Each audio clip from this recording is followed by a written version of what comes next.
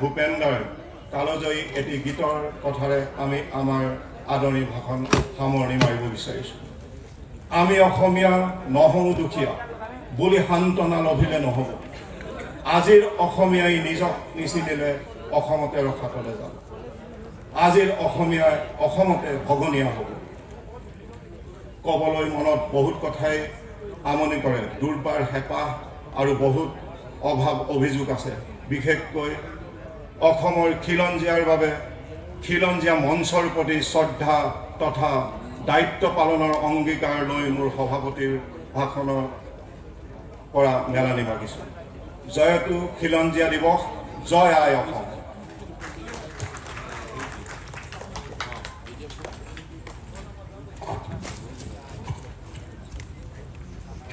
উদযাপন সমিতিৰ সভাপতি শ্ৰীযুত শান্তনু বৰঠাকুৰ ডাঙৰীয়াক ধন্যবাদ জ্ঞাপন কৰিছোঁ আৰু ইয়াৰ লগে লগে আমাৰ এগৰাকী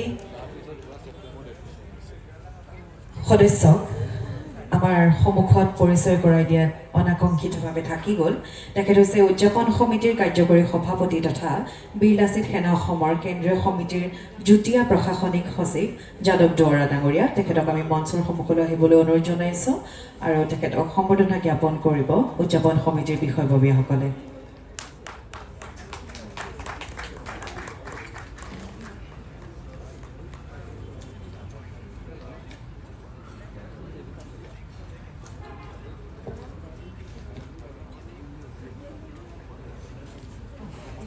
ধন্যবাদ। এতিয়া আমি বীৰ লাচিত সেনা অসমৰ মুখ্য সচিব শ্ৰীযুত ৰন্তু পানীফুকন ডাঙৰীয়াক আজিৰ এই সন্ধিয়াৰ আদৰণি ভাষণ দাঙি ধৰিবৰ বাবে অনুৰোধ জনাইছোঁ। বীৰ লাচিত সেনা অসম কেন্দ্ৰীয় সমিতিৰ উদ্যোগত অনুষ্ঠিত হোৱা অসম খিলঞ্জীয়া দিৱসৰ লগত ৰজিতা খুৱাই অনুষ্ঠিত কৰিবলৈ লোৱা আলোচনা চক্ৰৰ সন্মানীয় সঞ্চালক ডাঙৰীয়া, বৰেণ্য আৰু শ্ৰদ্ধাৰ সন্মানীয় আলোচকবৃন্দ, বীৰ লাচিত সেনা অসমৰ কেন্দ্ৰীয় সমিতিৰ সন্মানীয় সভাপতি ডাঙৰীয়াকে প্ৰমুখ কৰি বিষয়ববীয়া কৰ্মকৰ্তাসকল, বীৰ লাচিত সেনা অসমৰ বিভিন্ন প্ৰান্তৰ পৰা অহা সৈনিকসকল, সকলোকে বীৰ লাচিত সেনা অসমৰ তৰফৰ পৰা আন্তৰিক ধন্যবাদ আৰু কৃতজ্ঞতা জ্ঞাপন কৰিছোঁ। মই প্ৰথমে আলোচনা চক্ৰখন খুব এটা মননশীল, খুব গাম্ভীৰ্যপূৰ্ণ এতিয়া আলোচনা হ'বলৈ গৈ আছে। গতিকে মই আমাৰ সৈনিকসকল প্ৰথমে বিভিন্ন ঠাইত সিঁচৰিত হৈ থকা সৈনিকসকলক প্ৰেক্ষাগৃহৰ ভিতৰলৈ লৈ আহিবৰ কাৰণে অনুৰোধ জনাইছোঁ। যিসকল বাহিৰত আছে সকলোকে প্ৰেক্ষাগৃহৰ ভিতৰলৈ আহি আসন গ্ৰহণ কৰিবৰ কাৰণে আমি অনুৰোধ জনাইছোঁ।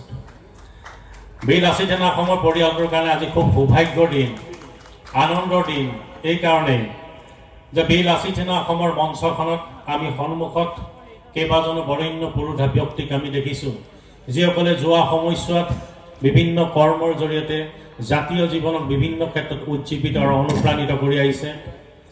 অসমক যেতিয়া দিক বিদিক হেৰাইছে খিলঞ্জীয়া জাতি সত্তাই, তেতিয়া এটা সঠিক পথৰ সন্ধান দিবৰ কাৰণে তেখেতলোকে যৎপৰনাস্তিক আন্তৰিকতাৰে কাম কৰিছে। গতিকে সেয়েহে মই সকলো সংগ্ৰামী সতীৰ্থকাৰী প্ৰেক্ষাগৃহত অংশগ্ৰহণ কৰিবৰ কাৰণে অনুৰোধ জনাইছোঁ। অসম খিলঞ্জীয়া দিৱসৰ এই চিন্তা আজিৰ পৰা প্ৰায় 2টা বছৰ আগত আমাৰ মনলৈ আহিছে। আমি এনেও ভিত্তিবৰ্ষকেন্দ্ৰিক এটি বিষয়ৰ লগত বীৰ লাচিত সেনা অসম সাংগঠনিকভাৱে জড়িত আছিল। তেতিয়া আমি পৃথিৱীৰ সৰ্বোচ্চ সংস্থা ৰাষ্ট্ৰসংঘৰ 2007 চনৰ খিলঞ্জীয়া অধিকাৰ চনদৰ বিভিন্ন ক্ষেত্ৰত ভালকৈ জানিবৰ কাৰণে বা মানুহক বুজাই বঢ়াই লৈ যাবৰ কাৰণে, নিজৰ অধিকাৰ ক্ষেত্ৰত সজাগ সচেতন কৰিবৰ কাৰণে আমি সুযোগ সুবিধা পাইছোঁ। আৰু পৰৱৰ্তী পৰ্যায়ত আমি যেতিয়া দেখোঁ যে যেতিয়াই খিলঞ্জীয়া মানুহবিলাক ঐক্যবদ্ধ হ'ব বিচাৰে, তেতিয়া এটা প্ৰভাৱশালী চক্ৰই অভিসন্ধিমূলকভাৱে আমাৰ মাজত বহুটা বিভক্ত কৰিবৰ কাৰণে ষড়যন্ত্ৰত লিপ্ত হয়। তেওঁলোকে সমাজত বহুবিলাক ভ্ৰান্ত ধাৰণা তেওঁলোকে বিয়পাবলৈ চেষ্টা কৰে যে খিলঞ্জীয়া কোন, আজিলৈকে খিলঞ্জীয়াৰ এটা সৰ্বসন্মত সংজ্ঞা নিৰূপণ নোহোৱাৰ কথা তেওঁলোকে বাৰে বাৰে চৰ্বিত শ্ৰৱণ কৰা আমাৰ দৃষ্টিগোচৰ হয়। গতিকে তেতিয়া আমাৰ অনুভৱ হ'ল যে অসমত থকা প্ৰত্যেকটো খিলঞ্জীয়া জাতি জনগোষ্ঠীয়ে নিজৰ আজন্ম ভূমিত সদায় মূৰ তুলি জীয়াই থাকিব লাগিব। এই ভূখনত সদায় তেওঁলোকৰ আধিপত্য প্ৰভুত্ববাদ প্ৰতিষ্ঠা হ'বলৈ তাৰ সমান্তৰালভাৱে ভৱিষ্যতলৈকে ৰাজনৈতিক ক্ষেত্ৰখনত এটা নিৰ্ণায়ক ভূমিকা লৈ থকাৰ পৰিৱেশ পটভূমি আমি ৰচনা কৰিব পাৰিব লাগিব। আৰু সেয়ে আমি মনলৈ এটা কথাই আহিল যে ৰাষ্ট্ৰসংঘই যিহেতু কৈছে তাতে সন্মিলিত আমাৰ ভাৰতবৰ্ষইও তাতে স্বাক্ষৰ কৰিছে যে খিলঞ্জীয়াৰ সংজ্ঞা কি। তাতে তেওঁলোকে খিলঞ্জীয়াৰ যিটো সৰ্বসন্মত সংজ্ঞা তেওঁলোকে নিৰূপণ কৰিছিল, তাতে এটা কথা খুব স্পষ্টকৈ কৈছে যে ঔপনিৱেশিক শাসন ব্যৱস্থা হোৱাৰ আগমুহূৰ্তত সেই ভূখণ্ডত থকা যিসকল জাতি জনগোষ্ঠী তেওঁলোকে প্ৰাচীন আদিবাসী, তেওঁলোকে প্ৰাচীন খিলঞ্জীয়াৰ ভূমিপুত্ৰ বুলি কৈছে। গতিকে সেইকাৰণে আমি ভাবোঁ যে খিলঞ্জীয়া কোনো আমি নিৰ্ণয় নহয়, ৰাষ্ট্ৰসংঘই নিৰ্ণয় কৰিছে, য'ত ভাৰতবৰ্ষই তাত স্বীকাৰ কৰিছে, ভাৰতবৰ্ষই য'ত সন্মতি দিছে। আমি ভাবোঁ ইয়াণ্ডাবু সন্ধি আমাৰ কাৰণে এখন প্ৰামাণিক দলিল। 1826 24 ফেব্ৰুৱাৰীৰ দিনাই আমাৰ নিজৰ স্বাধীনতা আমাৰ খৰ্ব হৈছিল, আৰু এই সন্ধিৰ জৰিয়তে আমি ব্ৰিটিছৰ ঔপনিৱেশিক শাসন ব্যৱস্থাৰ ভিতৰলৈ আমি সোমাই গৈছোঁ। আৰু এই আমি কওঁ যে সেই সময় ইয়াণ্ডাবু সন্ধিৰ সেই দিনটোৰ পৰাই আমি ইয়াক নিৰ্ণয় কৰিব পাৰোঁ অসমৰ এই ভূখণ্ডত থকা কোনখিনি জাতি জনগোষ্ঠী ইয়াৰ প্ৰাচীন আদিবাসী খিলঞ্জীয়া ভূমিপুত্ৰ। আৰু সেইকাৰণে আমি কৈছোঁ যে এই দিৱসটো আমি কলা দিৱস হিচাপে নহয়, এই দিৱসটো আমি উদযাপন কৰিম। এই দিৱসটো উদযাপন এইকাৰণে কৰিম, এই দিনটোতে আমি অসমৰ স্বতন্ত্ৰ ৰাজনৈতিক, অৰ্থনৈতিক, সামাজিক আৰু সাংস্কৃতিক ইতিহাসৰ চৰ্চাৰ প্ৰাণ কেন্দ্ৰ হিচাপে তোলাৰ কথা আমি অংগীকাৰ লৈছিলোঁ, আমি সংকল্প লৈছোঁ। আৰু এই চিন্তাত আমি বুকুত কঢ়িয়াই মানুহৰ মাজলৈ লৈ যোৱাৰ এটা প্ৰচেষ্টা, আন্তৰিক প্ৰচেষ্টা আমি হাতত ল'লোঁ। আৰু লাহে লাহে মানুহৰ মাজলৈ এই ধাৰাটো লাহে লাহে যাবলৈ আৰম্ভ কৰিলে। আৰু আমি চিন্তা কৰোঁ যে খিলঞ্জীয়া ভূমিপুত্ৰসকলে যিবিলাক মৰ্মবেদনা বুকুত কঢ়িয়াই লৈ ফুৰিবলগীয়া হৈছে, যিবিলাক ভয় শংকা, আমাৰ অস্তিত্বৰ শংকা হোৱাৰ ভয় শংকা আমি বুকুত কঢ়িয়াই লৈ ফুৰিছোঁ, তাক নিৰ্মূল আৰু নিৰাময় কৰিবৰ কাৰণে এই দিনটোত আমি অন্তত আলোচনা কৰিব পাৰোঁ। এই দিনটোৰ পৰা আমি তাৰ ভেটি, তাৰ সোধ প্ৰতিষ্ঠা কৰিব অগ্ৰসৰ হ'ব পাৰোঁ। গতিকে সেইধৰণে অসম খিলঞ্জীয়া দিৱস উদযাপনৰ কথা আমাৰ মনলৈ আহিল। তাৰ পৰৱৰ্তী পৰ্যায়তে আমি সেইকাৰণে আমি খুব আন্তৰিকতাৰে, দায়বদ্ধতাৰে এই বিষয়টোক আগবঢ়াই লৈ যাব বিচাৰিছোঁ।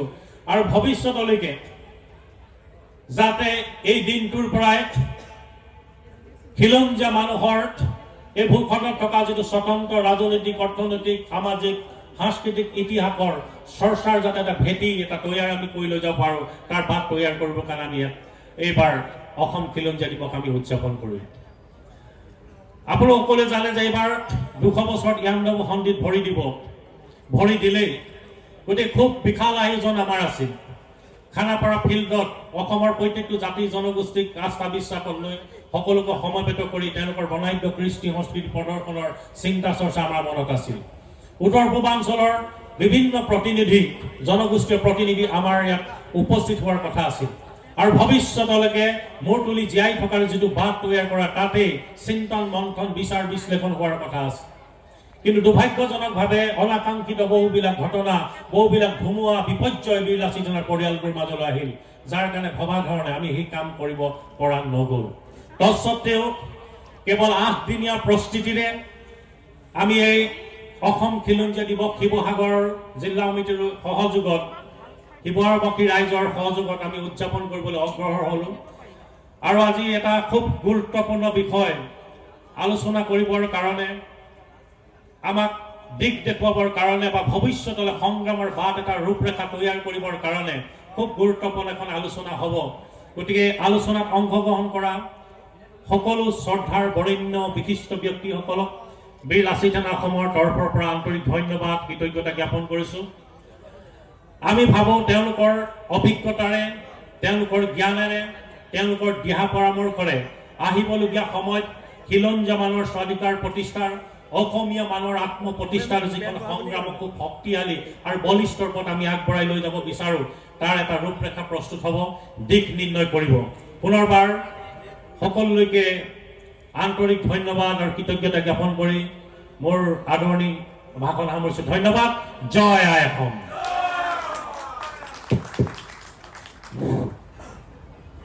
সকল আৰু অন্যান্য বিশিষ্ট দৰ্শকবৃন্দ, এই কথা পতা আমি আৰম্ভ কৰিলোঁ। ৰন্টু পানীফুকনে যেতিয়া কথা ক'বলৈ, আদৰণি ভাষণ দিবলৈ আৰম্ভ কৰিছিলে, তেতিয়া মই কৈ থৈছিলোঁ কাণে কাণে, এইটো আলোচনা চক্ৰৰ আৰম্ভণি, তাৰমানে উদ্দেশ্য ব্যাখ্যা হওক।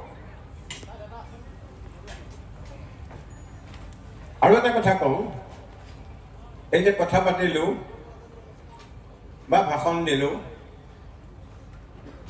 আৰু 1 বছৰ শুই থাকি অহা বছৰ 24 তাৰিখে খিলঞ্জীয়া দিৱস পালন কৰিম, তেতিয়া দেউতাৰ শ্ৰাদ্ধ আৰু এইখনৰ মাজত একো পাৰ্থক্য নাথাকিব।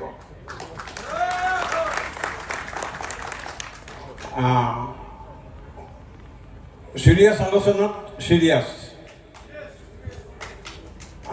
মই ক'ব খুজিছিলোঁ, এটা সৰু কবিতা পঢ়িছিলোঁ।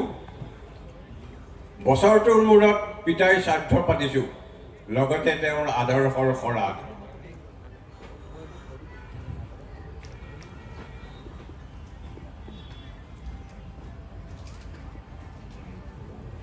মই উঠে ফোন কৰিম, অলপ পিছত ফোন কৰিম।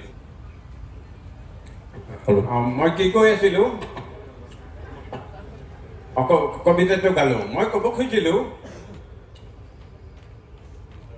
আনুষ্ঠানিকতা ৰক্ষা কৰা যদি যায়, তেতিয়াহ'লে আমাৰ লক্ষ্য উদ্দেশ্যবোৰো এটা ভাষণ হ'ব। লক্ষ্য উদ্দেশ্যত উপনীত হ'ব নোৱাৰিম। আমি গভীৰভাৱে সপোন দেখিব লাগিব, গভীৰভাৱে আলোচনা কৰিব লাগিব, গভীৰভাৱে পৰিকল্পনা কৰি আগবাঢ়িব লাগিব। আজি যদি দুটা চিৰিয়াছ কথা শুনো, দুটা নতুন পইণ্ট পাওঁ, সেই পইণ্টকেইটা উদ্যোক্তাসকলে মূৰত পোকৰ দৰে লৈ যাব লাগিব। আজি ৰাতি শুই থাকোঁতেও চিন্তা কৰিব লাগিব। কাইলৈ পুৱা উঠিও এইটো দৰকাৰী কথা ক'লে আমি এৰি দিব নোৱাৰোঁ। এনেকৈ কৰিলেহে সঁচাকৈ কিবা এটা কৰা হ'ব। প্ৰায় সকলো চিৰিয়াছৰ পৃথিৱীত পৰিৱৰ্তন অনা সংগঠনকেইটাক বাদ দি সাধাৰণ সংগঠনে এনেকৈ বছৰে বছৰে শ্ৰাদ্ধ কৰাৰ নিচিনা হয়গৈ। এইটো নহ'ব। মই ৰংটো পানী ফুকনৰ টীমটোক অনুৰোধ কৰিছোঁ। এইটো চিৰিয়াছ কথা। আমি এতিয়া পাতিবলৈ আৰম্ভ কৰিলোঁ, দিন ৰাতি অহৰহ এইটোকে চিন্তা কৰি থাকিম, তেতিয়া কিবা এটা হ'ব।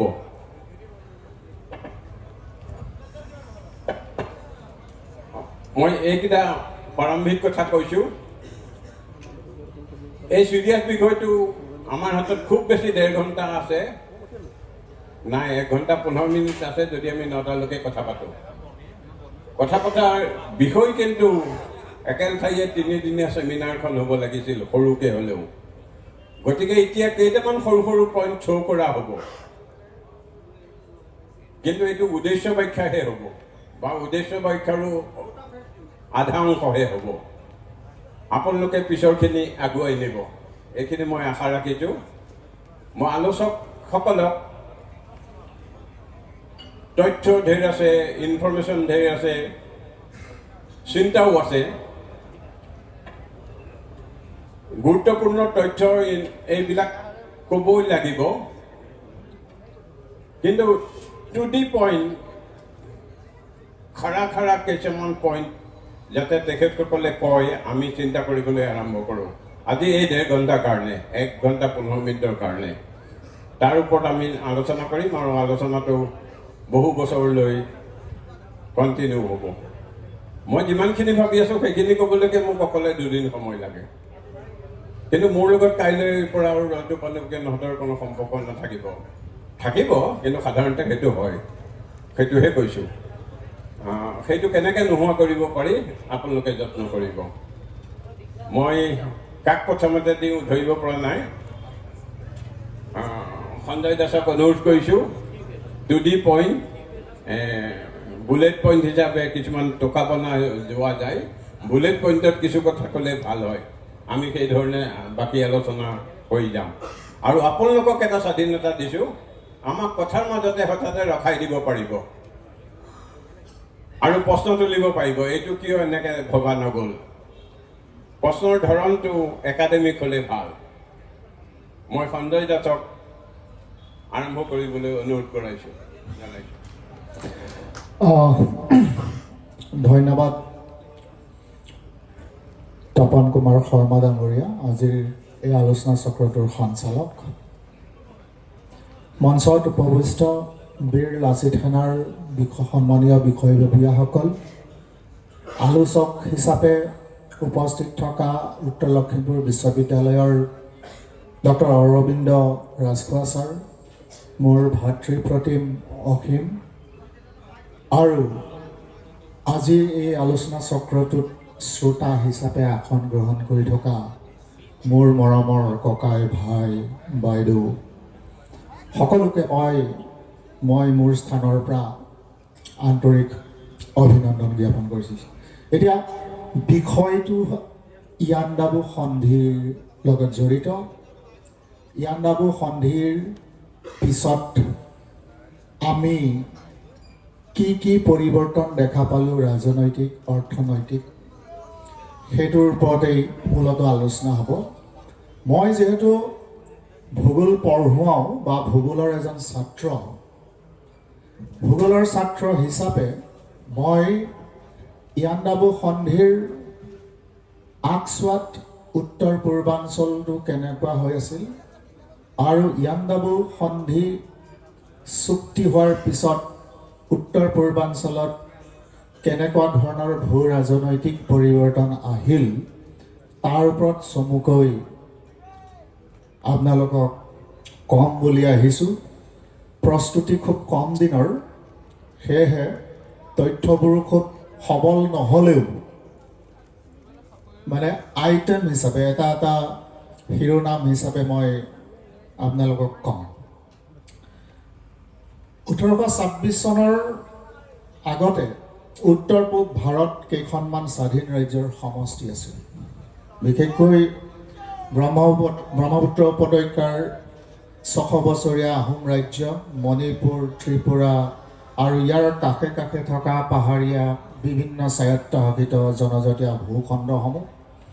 সেই সময়ছোৱাৰ ভূ প্ৰকৃতিটো আছিল এনেকুৱা, ব্ৰহ্মপুত্ৰ বৰাক নদী ব্যৱস্থা যিটো অৱবাহিকা তন্ত্ৰ, ঘন অৰণ্য আৰু পাহাৰীয়া মানে ফ্লেট হিলি টেৰেইন বুলি কোৱা হৈছে, চেপেটা পাহাৰীয়া ভূখণ্ডসমূহ। এনেদৰে উত্তৰ পূব ভাৰতক মূল ভাৰতৰ পৰা ভূ প্ৰকৃতিগতভাৱে পৃথক কৰি ৰাখিছিল আৰু লগতে দক্ষিণ পূব এছিয়াৰ প্ৰৱেশদ্বাৰ হিচাপেও এই অঞ্চলটো চিহ্নিত হৈছিল।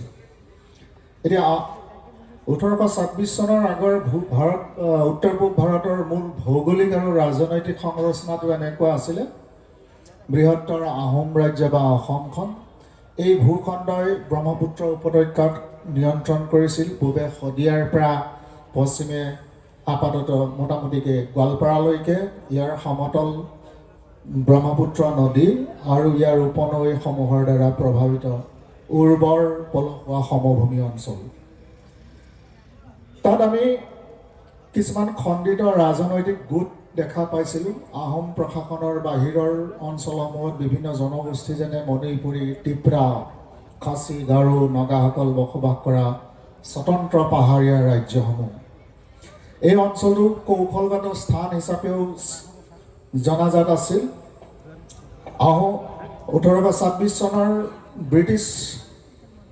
ব্ৰিটিছৰ হস্তক্ষেপৰ পূৰ্বে এই অঞ্চলটো ভূটান, তিব্বত, বাৰ্মা আৰু বংগদেশৰ সীমাৰেখা আছিল। এই অঞ্চলটো এই স্থান বাণিজ্যৰ বাবে সুবিধাজনক আছিল।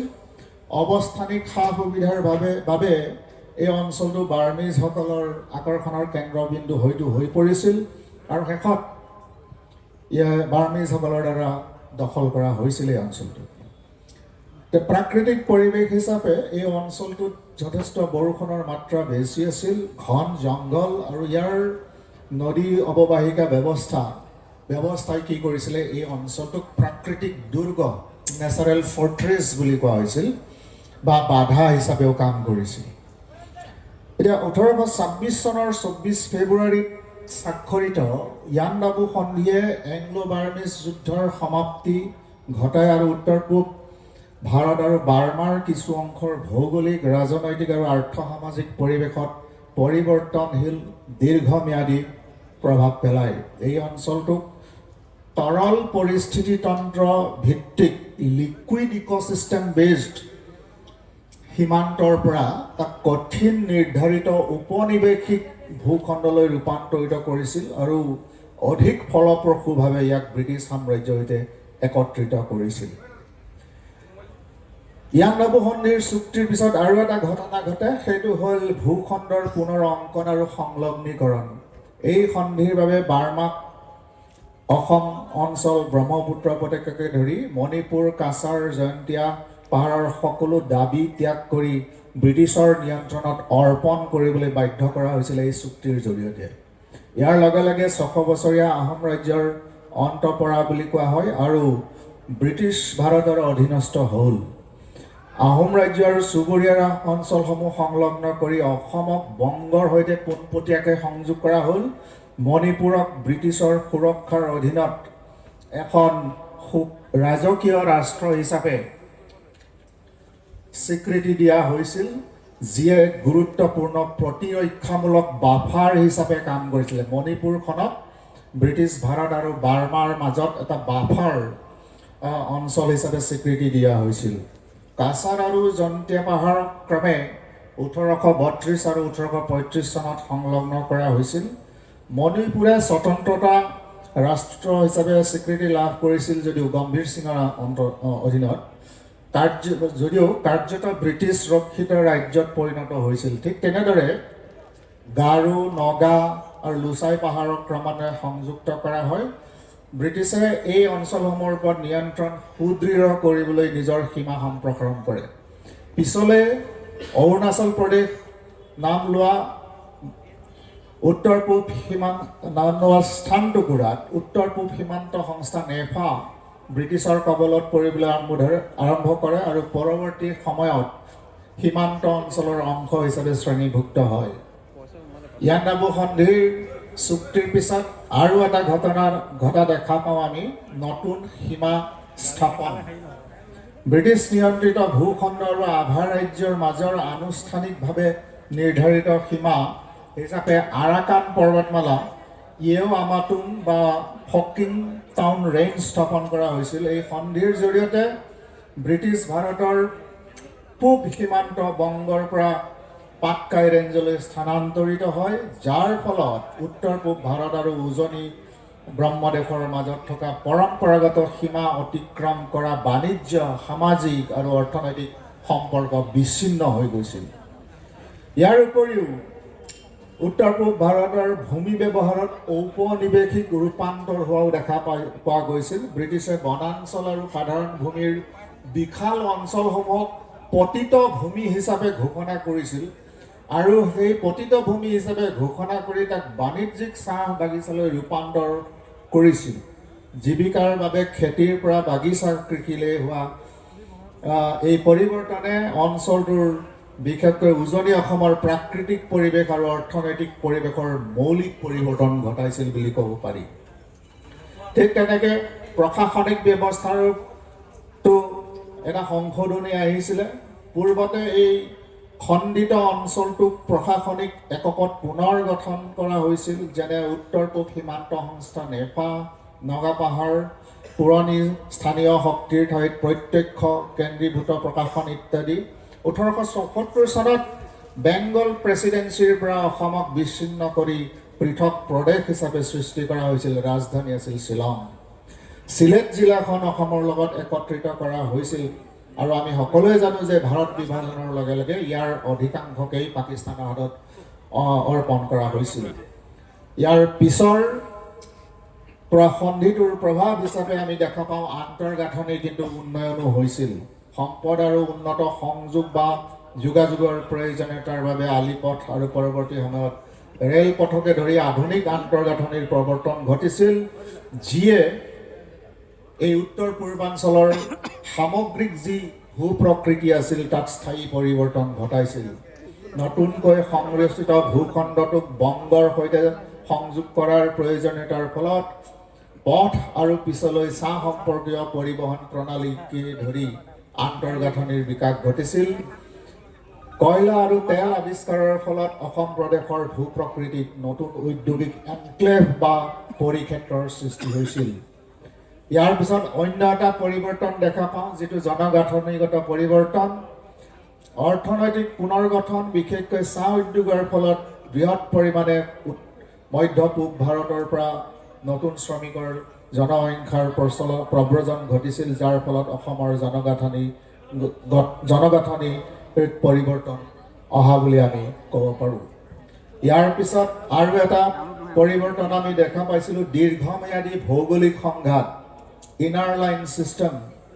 নগা আৰু মিজোৰ দৰে জনজাতিৰ পাহাৰীয়া অঞ্চলৰ পৰা নিজৰ উৎপাদনশীল সমভূমি অঞ্চলসমূহ পৃথক কৰিবলৈ ইংৰাজে আভ্যন্তৰীণ ৰেখা ব্যৱস্থা বা ইনাৰেল ছিষ্টেম প্ৰৱৰ্তন কৰিছিল।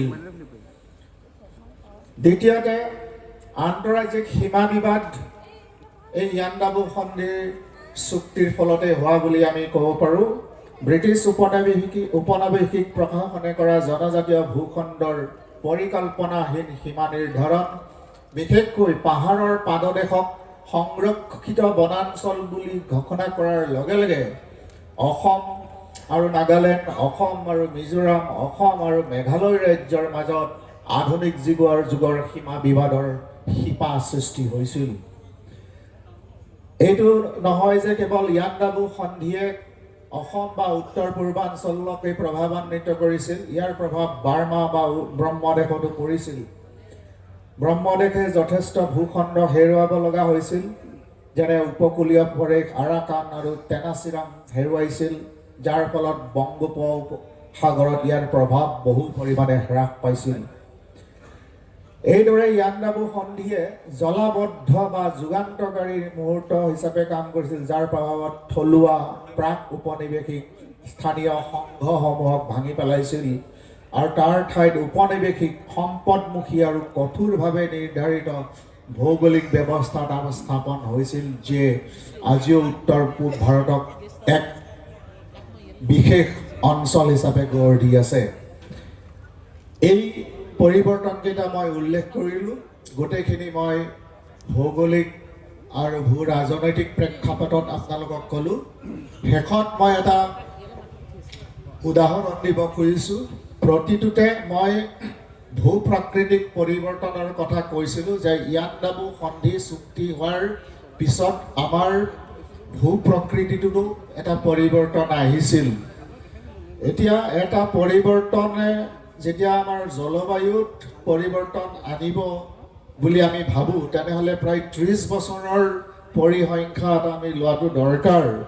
সেইকাৰণে মই 1830 পৰা 35 চনৰ ভিতৰত যদি ইয়াণ্ডাবু সন্ধিৰ চুক্তি সম্পাদন হোৱাৰ পিছত ব্ৰিটিছসকলৰ যিখিনি কাৰ্যসূচী, সেই কৰ্মৰাজিয়ে কেনেধৰণে উত্তৰ পূব ভাৰতৰ ভৌগোলিক পৰিৱেশত পৰিৱৰ্তন সাধন কৰিছে তাৰ এটা উদাহৰণ দিব খুজিছোঁ। মই 1870 চনৰ পৰা 2020 চনৰ যি জলবায়ুৰ তথ্য, সেই উত্তৰ পূৰ্বাঞ্চলৰ সেই জলবায়ুৰ তথ্যত এটা কথা মই বিচাৰি পাইছোঁ যে 1870 চনৰ পৰাই কিন্তু উত্তৰ পূৰ্বাঞ্চলৰ বৃষ্টিপাত ক্ৰমান্বয়ে কমি আহিছে আৰু তাৰ হাৰটো আছিল যে প্ৰতি